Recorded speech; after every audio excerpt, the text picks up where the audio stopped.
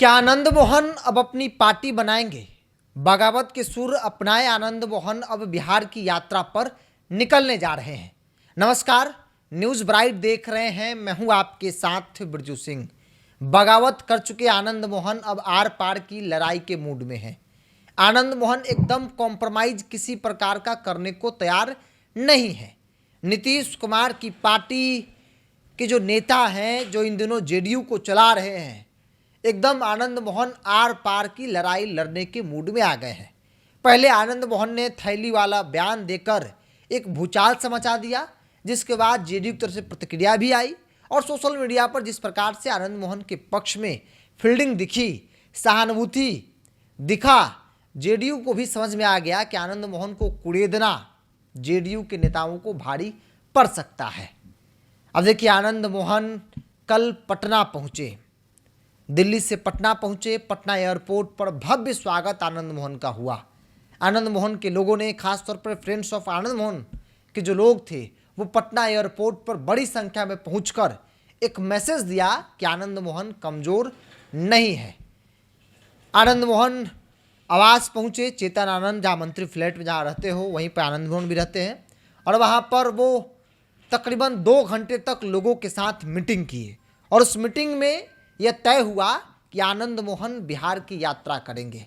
इसकी शुरुआत वो सीतामढ़ी से करेंगे, नालंदा भी जाएंगे। हर एक इलाके में जाकर वहाँ के लोगों के साथ वो मुलाकात करेंगे, मीटिंग करेंगे, बातचीत करेंगे, और जो राजनीतिक तौर पर चर्चा हो रही है उन चर्चाओं को ग्राउंड जीरो पर ले जाएंगे। मकसद साफ है कि नीतीश कुमार को जिन लोगों ने बर्बाद किया या फिर करने की कोशिश कर रहे हैं, नीतीश कुमार को बदनाम करने की कोशिश कर रहे हैं, राजनीतिक तौर पर जेडीयू को मिट्टी में मिलाने की कोशिश में लगे हैं, उसे एक्सपोज करना है।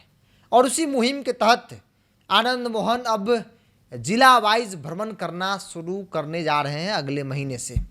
कल तमाम अपने लोगों के साथ मीटिंग की, उसमें जेडीयू के कई लोग भी मौजूद थे, और लोगों ने कहा कि बिल्कुल चलना चाहिए हमको लोगों के पास, जनता के बीच जाकर जनता को बताना चाहिए कि कैसे नीतीश कुमार की पार्टी को चंडाल चौकड़ी के लोग बर्बाद कर रहे हैं। चंडाल चौकड़ी का शब्द आनंद मोहन का शब्द है। वो लगातार इन्हीं शब्दों का प्रयोग जो है कर रहे हैं।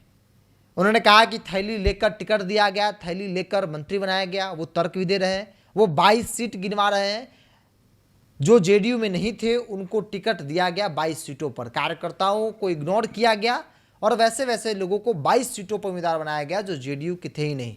जेडीयू में ऐसा कभी नहीं होता था। इकलौती ऐसी जेडीयू पार्टी रही है जो बिना पैसे के टिकट देती है, मंत्री भी बनाती है। कार्यकर्ताओं का पूरा सम्मान दिया जाता है।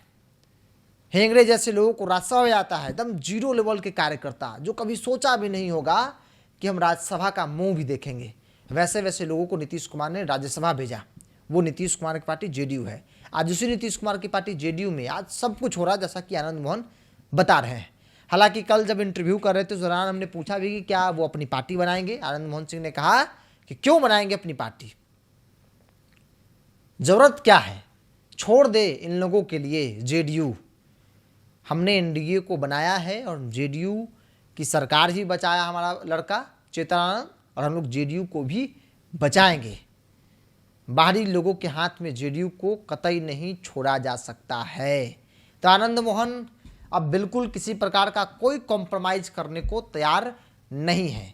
बगावत के सुर, चूंकि आनंद मोहन बगावत के लिए ही जाने जाते हैं और आनंद मोहन किसी के पॉकेट में रहने वाले लोग नहीं है, ये भी बात सभी लोग जानते हैं।